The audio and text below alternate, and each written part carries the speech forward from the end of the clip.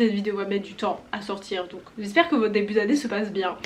On va partir sur un mini récap de 2024 du point de vue de ma pile à lire, parce que c'est le concept de la vidéo de parler de ma pile à lire et de comment je la vide, ou je tente de la vider plutôt. Et après je vais vous parler de 2025, donc c'est parti.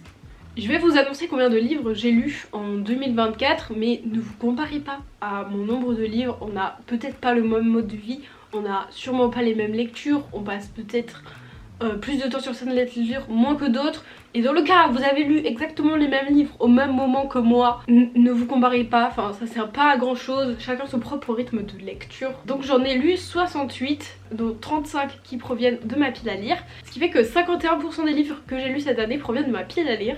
Je suis franchement étonnée que ce soit aussi haut, et en même temps je devrais pas l'être parce que mon objectif début 2024, sans pour autant vraiment l'annoncer, c'était de lire un livre, emprunter un livre de ma pile à lire. Et donc du coup je devrais pas être étonnée d'avoir atteint les 50%. Mais c'est vrai que j'ai eu un début d'année un peu chaotique, quand je lisais des mangas je les lisais par 3, c'est ce que j'emprunte majoritairement. Mais c'est vrai que mini challenge de lire 5 livres à la bibliothèque, enfin 5 livres de ma pile à lire contre un livre emprunté à la bibliothèque. Je n'ai pas le droit de lire de livres de la bibliothèque tant que je n'ai pas fini 5 livres. C'est-à-dire que tous les 5 livres, j'ai le droit à lire un livre de la bibliothèque. Donc quand on arrivera à 20, normalement je devrais avoir lu 4 livres de la bibliothèque. M'a beaucoup sauvé la mise, m'a aidé à atteindre cet objectif. Parce que j'ai vraiment lu plus de livres de ma pile à lire ces 4 derniers mois que les 8 premiers mois de l'année. Et en ce qui concerne 2025, je souhaite toujours avoir 10 livres dans ma pile à lire au 1er septembre 2025. Et j'en ai actuellement 43, donc 43 moins 10 ça fait 33, ce qui est largement faisable vis-à-vis du nombre de livres que je lis par an et du nombre de livres que j'ai lus de ma pile à lire. Et ouais, ça devrait pas être un énorme problème par notre pays. À part quand on commence l'année comme ça.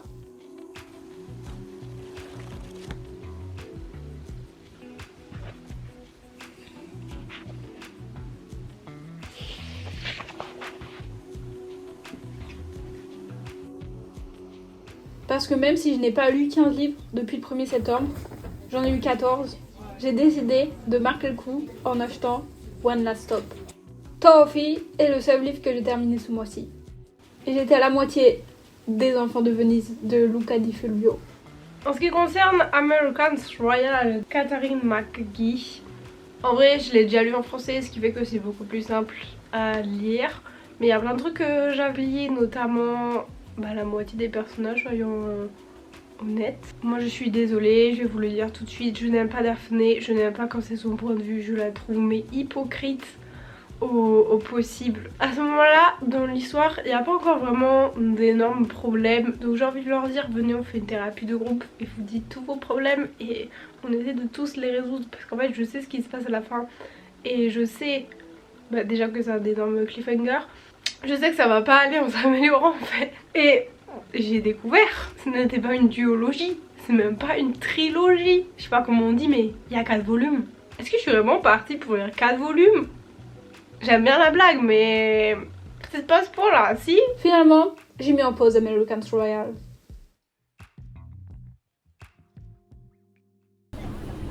Si vous posez la question, je suis comme ces enfants à chaque fois que je vois la Tour Eiffel. Dans Les Enfants de Venise, il y a une scène de torture et ça a été très difficile à lire.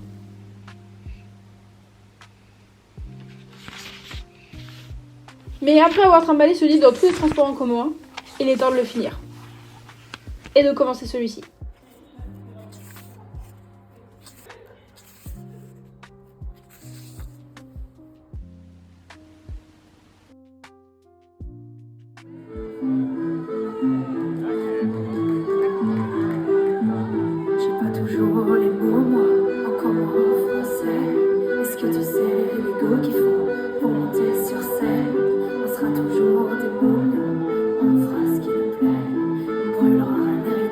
Qui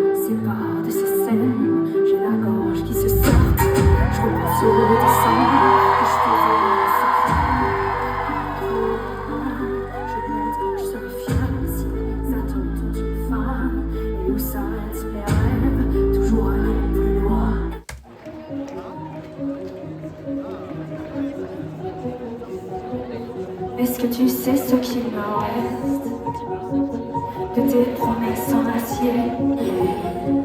Je pense que t'as changé d'adresse et que t'as oublié de me rappeler.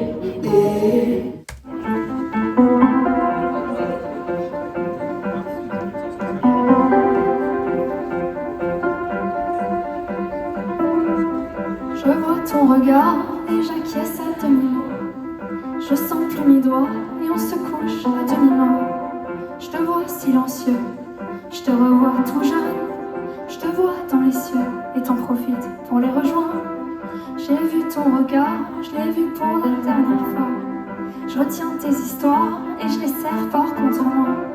Je me sens chanceuse, je me sens un peu vide, mais c'est merveilleux d'avoir partagé ta vie.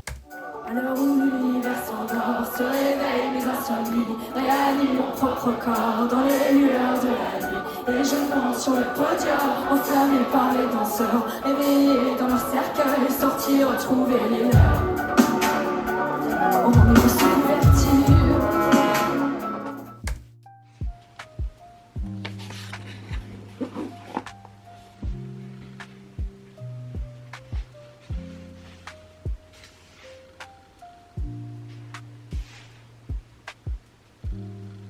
Je dirais un peu moins d'une centaine de pages, que j'ai peur de lire le livre parce que j'ai peur que les personnages meurent. Et vraiment je suis là en mode je veux savoir s'ils meurent ou pas, mais en même temps je veux pas savoir. Et ça c'est un problème que j'ai rencontré quand j'étais plus jeune aussi, où en gros je lisais la fin du chapitre pour savoir si les personnages vivaient ou pas, parce qu'ils étaient vraiment genre dans des situations désastreuses. Et là il me reste une centaine de pages à tout casser, et là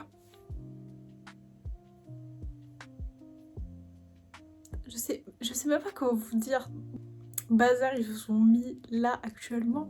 De toute façon, la règle est quand un personnage vous dit un plan, l'explique, ça ne se passe jamais comme ça. Et quand il n'explique pas le plan, c'est que ça va bien se passer. Voilà, c'était le tips. J'ai 2 vidéos qui sont, on va dire, sont montées. Il y a la musique, il manque juste, moi, ce que j'appelle les illustrations. Même si c'est pas vraiment des illustrations, mais il faut que je retourne un passage aussi. Mais sinon elles sont quasiment prêtes à être exportées et ça me fait très plaisir. Vraiment j'ai mis quoi? J'ai mis 3 heures à monter ma vidéo facecam, genre c'était tellement facile et rapide à monter. Enfin j'ai pas encore fini, il manque les titres. Ouais, je vais bientôt les exporter et ça me réjouit. J'ai l'impression que j'ai un peu été inactive ces derniers temps. Et je sais pas, j'ai l'impression qu'il y a un truc qui se concrétise. Et du coup je suis un peu fière de moi quand même. J'ai commencé et fini Normal People de Sally Rooney. Et vous pouvez voir que je fais semblant de lire dans ce train parce qu'il fait nuit. Et que j'ai fini ce livre quand il faisait jour.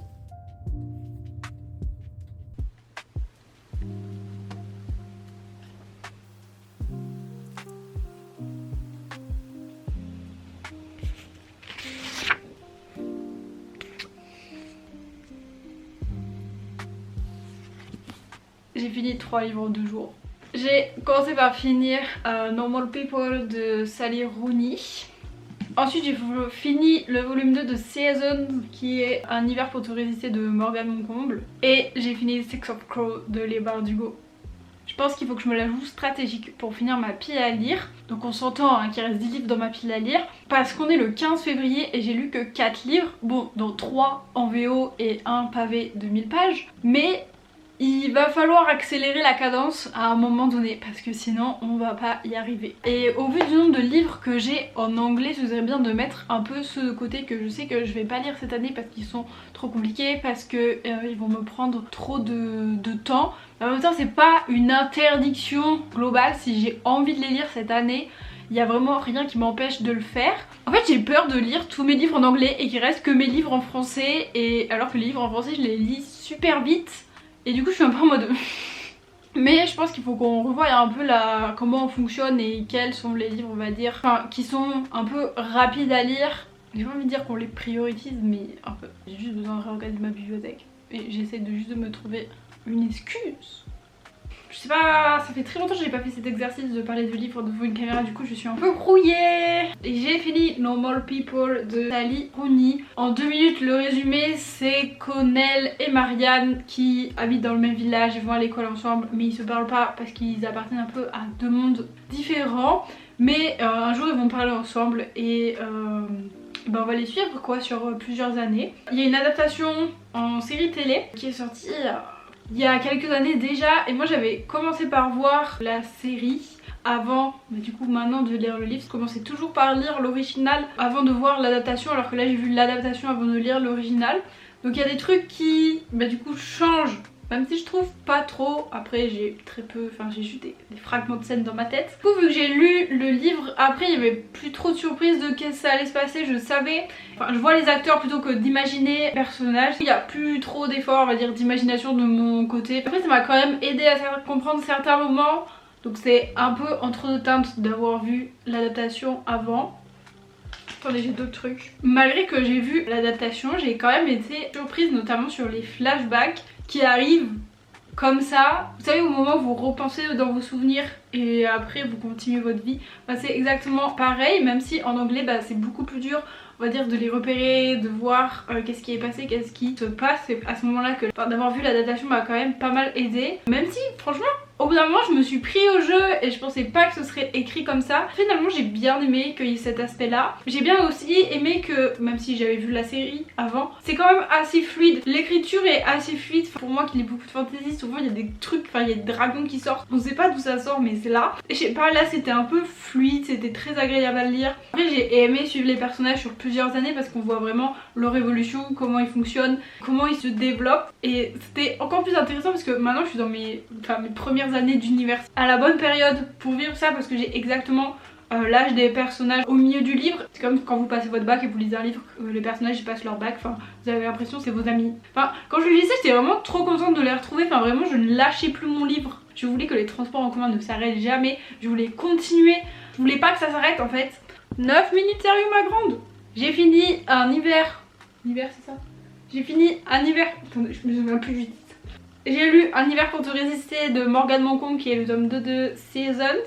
J'avoue que je le lisais quand j'étais fatiguée. Vous savez ce moment où vous avez envie de penser à plus rien du tout. Bah j'avais envie de lire ça à ce moment là. En vrai c'était une lecture ok. J'ai levé pas mal de fois les yeux au ciel, peut-être trop. Arrêté ma lecture parce que ça m'a saoulée aussi. J'étais là non je veux plus lire ça. Mais il y avait quand même un truc de je reprends la lecture parce que il y a un truc de je veux savoir. C'est peut-être un de mes plus gros problèmes, je suis très curieuse et bah, je voulais savoir comment ça se fait. Mais au bout du chapitre 4, ils ont une idée fulgurante. Scénaristiquement c'est très drôle. Mais alors réalistiquement non c'est pas drôle. Juste je sais pas, j'ai dit bon allez c'est fini là, ça suffit.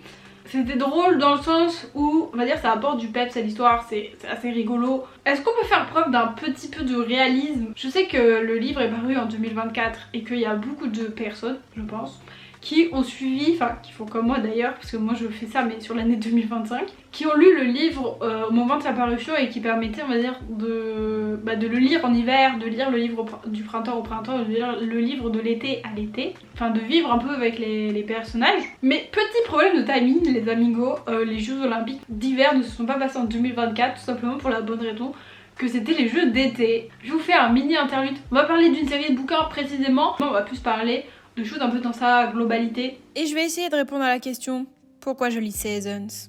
Je me considère comme une lectrice qui lit beaucoup de science-fiction, qui lit des romans d'aventure, de la fantasy, du fantastique, parfois des livres d'horreur, parfois du policier, mais qui lit très peu de contemporain et qui lit aussi très peu, voire pas du tout, de romance.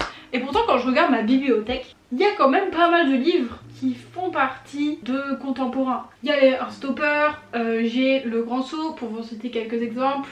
Il y a Kiman qui se balade là-dedans, il y a Un si petit oiseau, il y a I Will Give You the Sun.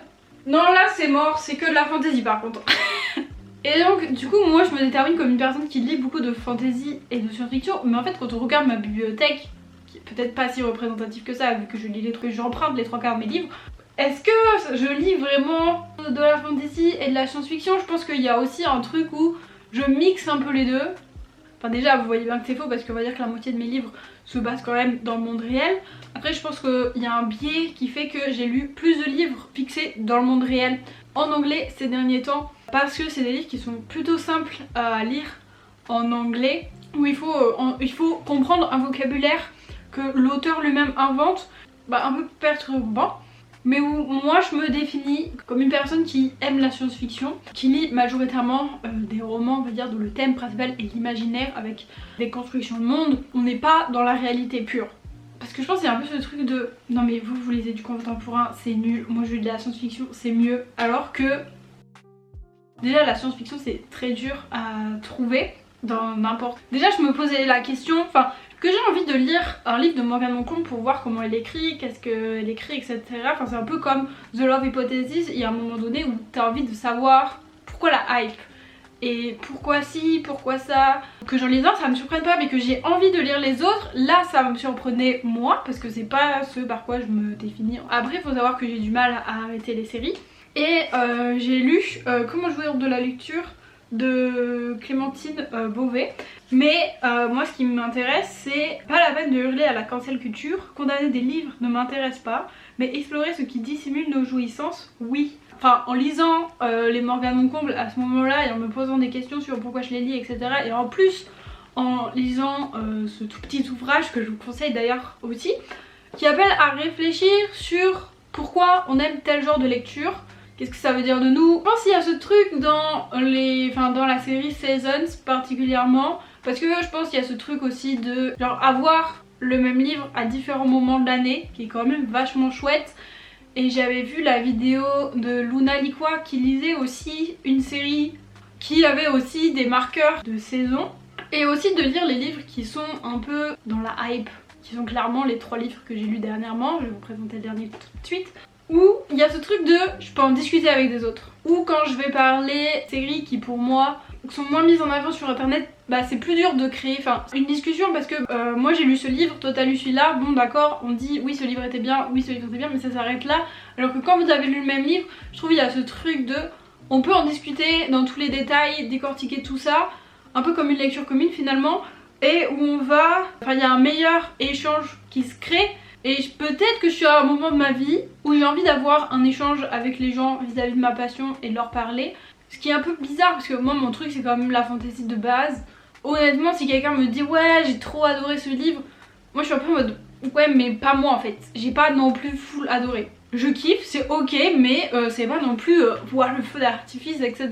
quoi. Il y a surtout de vouloir discuter avec les autres, ce qui est en même temps un peu étrange parce que je pourrais discuter avec les autres des livres populaires mais en fantasy. Il y a un truc aussi de peut-être je grandis et peut-être juste mes goûts évoluent. Je sais pas, il y a un peu peut-être un truc de je veux rester en fantasy parce que la romance est souvent un genre qui est dévalorisé et un peu rangé dans c'est la lecture pour comment on disait ça au 19e siècle ou au 20e? C'est la lecture des ménagères. Et il y a ce truc de moi je veux pas lire la lecture des ménagères parce que je m'estime supérieure à elles. Genre mon ego. Et donc du coup je veux continuer de lire de la fantasy et me définir par une personne qui lit de la fantasy, alors qu'en vrai j'aime bien quand même lire, ou par exemple les livres de Alice Oseman où il n'y a pas forcément de contenu explicite, on va plutôt dire ça. Je pense que ce serait plus ma came que les trucs avec beaucoup de contenu explicite. Et peut-être genre j'ai juste une phase comme ça. En vrai je sais pas, je pose des questions, j'ai pas forcément les réponses. Après Le Prieuré de l'Oranger, la romance était quand même sympa et je vais pas cracher dessus. Mais après il n'y a aucun livre sans romance, très peu, que j'ai lu. Vous pouvez pas écrire une histoire sans romance, bon sang, juste pour voir qu'est-ce que ça fait. Est-ce que ça se vend moins? C'est si compliqué de faire des livres pour adultes sans romance? C'est une question, peut-être je suis l'outsider du truc. Après Normal People, moi je le classerais pas dans la catégorie romance, juste contemporain. Moi que la romance soit pas le centre du monde ça me dérange pas. Mais là ça l'était, alors pourquoi j'ai lu ces livres? Moi ça me fascine en fait, c'est ça qui m'intéresse. Ou de juste lire pour le plaisir sans avoir à trop penser derrière. Après mon livre c'était Six of Crow, donc bon quand t'as fait 8 heures de cours c'est un peu dur après de lire Six of Crow en anglais. Il y a quand même des livres que je n'ai pas lus, que je n'ai pas envie de lire. Je pense notamment au livre de, comment elle s'appelle, la fille qui a écrit After, Before. Bref, ça c'est des livres qui m'ont jamais... Ça m'a intriguée, d'accord. Mais j'ai jamais vraiment eu envie de les emprunter à la bibliothèque. Alors que là, Morgane mon comble, oui. Ouais, ça explique pas pourquoi je l'ai lu hein, non plus, mais peut-être que juste 2 personnes en ont parlé dans mon établissement scolaire et juste je voulais faire partie de cette bande et vu que je les avais pas lus, je me suis dit pour faire partie de cette bande, je veux les lire tous. Et j'ai pas la réponse hein. En vrai, il y a ce truc de, un peu comme dans The Love Hypothesis de Ali Hazelwood où je suis en mode, je vous regarde faire et je vous juge. Enfin, je juge pas les gens qui lisent ce genre de livre, je juge les actions des personnages. Je suis là, je vous regarde vous mettre dans vos propres merdiers et je bouffe du popcorn. Si vous avez des remarques, des choses à dire, des expériences similaires, je sais pas, mettez tout ça dans les commentaires. Je viens vous parler de Self So Crow de Leigh Bardugo que j'ai enfin terminé. Wouh! Mais il m'a quand même pris pas mal de temps. Et je pense notamment à un moment donné j'ai eu un peu peur de lui, un peu peur de sa complexité parce que c'est un livre de fantasy en anglais et c'est le premier que je lis, n'est pas une relecture, je découvre vraiment tout le texte. Le mec lui propose un deal et il peut pas faire ça tout seul, donc il va prendre 5 autres compagnons et tous ensemble, tous les 6, ils vont aller faire, j'ai envie de vous dire, le braquage du siècle. Faut savoir que j'ai déjà lu les Grisha, il me semble qu'il y a vraiment une vidéo sur ma chaîne qui parle des Grisha et j'ai détesté les Grisha. Mais je me suis dit c'est so close, tout le monde a l'air de bien aimer même s'ils ont détesté les Grisha. Du coup je me suis dit bah let's go les tenter et je me suis dit quoi de mieux que les tenter en anglais. Et en vrai c'était le livre de pourquoi j'ai lu les Grisha parce que le résumé m'interpelle plus que le résumé d'Alina. Et voilà, et après je connaissais le monde donc je savais à peu près dans quoi je m'embarquais. Je m'attendais pas à ce que ce soit autant une pépite. Vraiment, j'étais... En vrai je suis allée avec un peu d'attente mais pas trop. Moi j'ai adoré cueillir des points de vue différents. J'ai adoré en apprendre un peu plus sur les personnages chaque chapitre. En plus les chapitres étaient parfaits, ils étaient ni trop longs ni trop courts. Mais parfois il y a des livres comme ça où je les trouve très courts. Et il y a des livres où je les trouve très longs et là je sais pas pourquoi je les ai trouvés mais d'une longueur parfaite. Quand je commençais à en avoir un peu marre de lire en anglais, je regardais combien de pages il me restait 3 pages souvent. Bah je pouvais les lire, j'ai eu tellement peur pour eux, oh là là, mais vraiment je me suis un petit peu trop attachée aux personnages je pense. En fait j'ai eu le temps de m'attacher à eux parce que de fin novembre j'ai eu le temps. Et j'en ai même eu peur, je me suis retenue plusieurs fois de pas lire la fin pour pas savoir ce qui se passe. Et qu'est-ce que j'ai bien fait bon sang. Enfin, moi je pensais que ça allait se finir tranquillement et que je sais pas le 2 ça allait être, je sais pas, un nouveau truc. 1 il finit, enfin vous pouvez vous arrêter au 1, ça reste quand même supportable. Mais il y a ce truc de t'as envie de lire le 2 quand même. C'est fait pour que t'aies envie de lire le 2. Mais j'ai tellement eu peur pour les personnages, il y a un moment donné j'ai dit c'était pas possible quoi. C'était pas possible. Qu'est-ce qu'ils vont me faire après? Enfin, envie de lire le 2, je le vois. Il est là-bas le 2, je le vois. J'ai envie de lire le 2, j'ai envie de lire d'autres livres de Leigh Bardugo, notamment La 9e maison. Voilà, le monde et l'intrigue. Mais l'intrigue c'était tellement bien ficelé, incroyable. Franchement j'ai trop aimé découvrir ce livre. Franchement c'est un des livres, je pense que je vais le relire. Je pense qu'un jour je vais le relire pour peut-être mieux comprendre l'anglais que j'ai lu. Mais waouh, j'étais vraiment scotchée. Je suis sûre il y a des trucs que j'ai pas compris parce que c'était en anglais. Mais sinon j'ai quasiment tout compris et du coup bah je suis déjà très fière de moi d'avoir lu ce livre et en même temps j'avais très envie de le lire. Il n'y a pas eu un seul moment où je m'étais dit non j'ai pas envie de le lire quoi. À part quand j'étais fatiguée et que j'étais malade, mais beaucoup. Mais c'était trop bien quoi. Je me suis pris une claque monumentale dans la tête.